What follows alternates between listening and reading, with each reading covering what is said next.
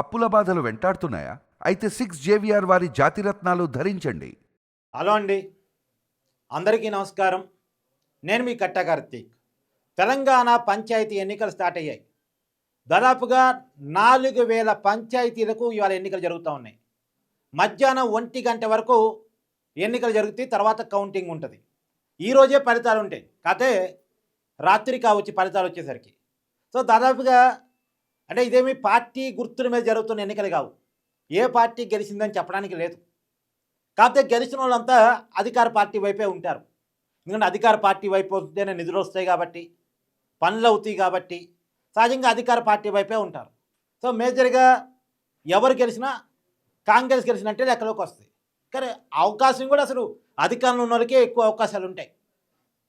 జనాలు కూడా ఇంకా 3 సంవత్సరాల అధికారం రేవంత్ రెడ్డి గారికి ఉంది కాబట్టి, ఇక ఇప్పుడు ప్రభుత్వం మారే ఎన్నికలేం కాదు కాబట్టి సహజంగానే కాంగ్రెస్ పార్టీ అభ్యర్థులకి, కాంగ్రెస్ పార్టీ మద్దతు ఇచ్చిన అభ్యర్థుల వైపు జనాలు మొగ్గు చూపే అవకాశం ఉంటుంది. కాకపోతే తెలంగాణ పంచాయతీ ఎన్నికల్లో విపరీతమైన డబ్బు ఖర్చు జరిగింది. అదేవో ఎమ్మెల్యే ఎలక్షను, ఎంపీ ఎలక్షను అన్నట్టు డబ్బు ఖర్చు జరిగింది. మద్యం ఏరులై పారింది. గ్రామాన మద్యం ఏరులై పారింది. పెద్ద ఎత్తున డబ్బు ఖర్చు పెట్టారు. ఓటికి 4-5 వేలు కూడా ఇచ్చిన చోట్ల ఉన్నాయంట. వినపడుతున్న సమాచారం మేరకు ఓటికి 4-5 వేలు ఇచ్చినటువంటి గ్రామాలు కూడా ఉన్నాయట. వార్డు మెంబర్లు కూడా ఓటికి 2,000, 3,000, 4,000 వరకు పంచారట. మరి వార్డు మెంబర్కి ఏమొస్తుంది అసలు? సర్పంచ్కి ఏమొస్తుంది అసలు? అంటే లక్షల ఎన్నికల్లో ఖర్చు పెట్టిన తర్వాత దాన్ని ఎలా సంపాదించుకుంటారు? అంటే ఏం ప్రెస్టేజ్, నేను గ్రామ సర్పంచు, నేను ఈ గ్రామానికి పెద్ద మనిషిని చెప్పుకోవాలి. అలా చెప్పుకొని తన పరపతిని పెంచుకుంటే తను చేసే వ్యాపారాల్లో కూడా తన స్థాయి పెరిగిపోయింది. తన వ్యాపారాన్ని లాభం చేసుకోవడం మొదలు పెడతారు. ప్రధానంగా ఇదంతా రియల్ ఎస్టేట్ వ్యాపారం చేసే వాళ్ళు ఉంటారు. ఆ రియల్ ఎస్టేట్ వ్యాపారం చేసే వాళ్ళకి రోజువారీ వ్యాపారంలో చాలా ఇబ్బందులు, చాలా రుసుకులు ఉంటాయి. చాలా రోజువారీ నెగిటివ్ సిచ్యువేషన్స్ ఉంటాయి. ఆ నెగిటివ్ సిచ్యువేషన్స్ నుంచి రోజుకి బయటపడాలి అంటే వాళ్ళు కొనుక్కునే ల్యాండ్స్లో లీగల్ ఇబ్బందులు ఇవన్నీ ఉంటాయి, రెవెన్యూ ఇబ్బందులు ఇవన్నీ ఉంటాయి. సో ఆ రెవెన్యూ ఇబ్బందులు ఇవన్నీ తొలగాలంటే పొలిటికల్ లాబింగ్ అవసరం. తర్వాత అధికారి దగ్గర మ్యానిపులేషన్ అవసరం. ఈ మ్యానిపులేషను, పొలిటికల్ లాబింగు ఉండాలి అంటే ఏదో ఒక పదవి చేతిలో ఉండాలి. నేను పలానా గ్రామానికి సర్పంచ్ని, లేదా పలానా మండలంలో ఎంపీటీసీని, పలానా మండలానికి ఎంపీపీని, పలానా మండలానికి జడ్పీటీసీని. ఇది లోకల్ నాయకులు అందుకని పదవి కోరుకుంటారు. తమ పరపతిని పెంచుకునే దానికోసం, తమ లాబింగ్ కెపాసిటీని పెంచుకోవడం కోసం, తమ వ్యాపార లావాదేవీల స్థాయిని పెంచుకునే దానికోసం వాళ్ళు పదవులు కోరుకుంటారు. దానికోసం ఖర్చు పెడతారు.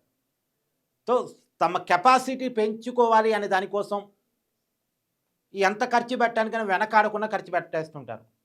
కానీ అందరూ ఆలోచించుకోవాల్సింది ఏంటంటే, మీరు ఖర్చు పెడుతున్నారు సరే, మీరు ఖర్చు పెట్టడం ద్వారా మీరు ఇస్తున్న సందేశం ఏంటో తెలుసా? డబ్బు ఉన్నవాడిదే పదవి, డబ్బు ఖర్చు పెట్టగలిగిన వాడిదే పదవి. ఇప్పుడు జనాలు మీరు డబ్బులు ఇస్తూ ఉంటే డబ్బులతోనే అవసరాలు తీరుతున్నప్పుడు డబ్బులు కాదు అని అనలేరు.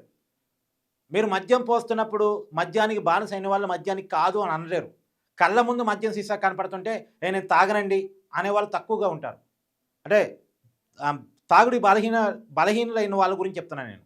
అలానే కళ్ళ ముందు డబ్బులు కనపడుతున్నప్పుడు నేను డబ్బులు తీసుకుని ఓటేయను అనే వాళ్ళ సంఖ్య క్రమక్రమంగా తగ్గుతుంది. ఎందుకంటే ఆ డబ్బు అవసరం.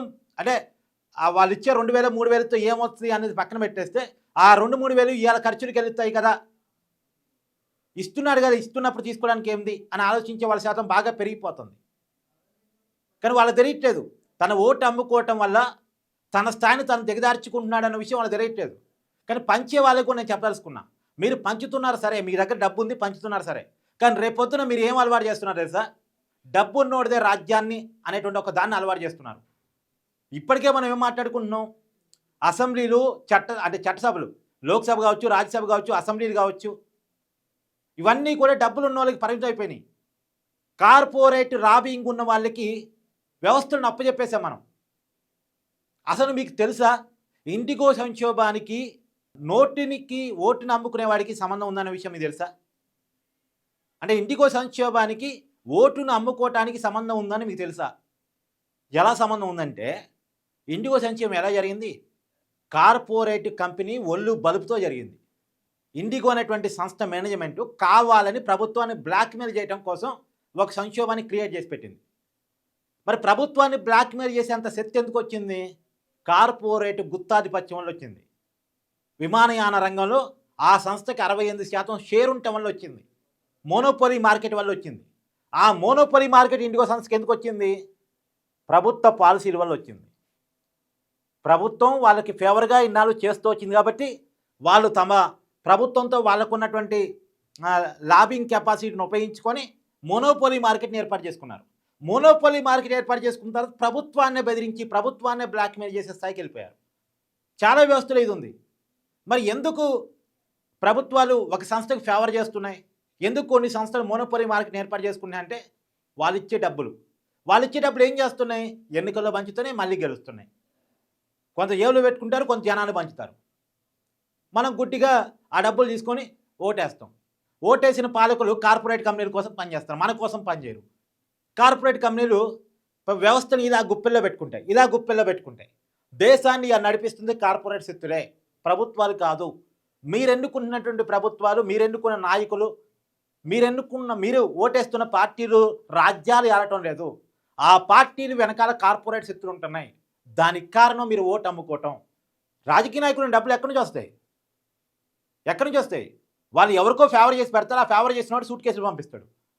ఆ సూట్ కేసుల నుంచే కొన్ని సూట్ కేసులు ఇంట్లో పెట్టుకుంటాడు, కొన్ని సూట్ కేసులు జనం మీద పంచుతాడు. ఎందుకంటే ఆ పదవి ఉండాలి కాబట్టి. ఆ పదవి ఉంటేనే కదా సూట్ కేసులు వచ్చేది. ఆ పదవి చూసేగా సూట్ కేసులు పంపించేది.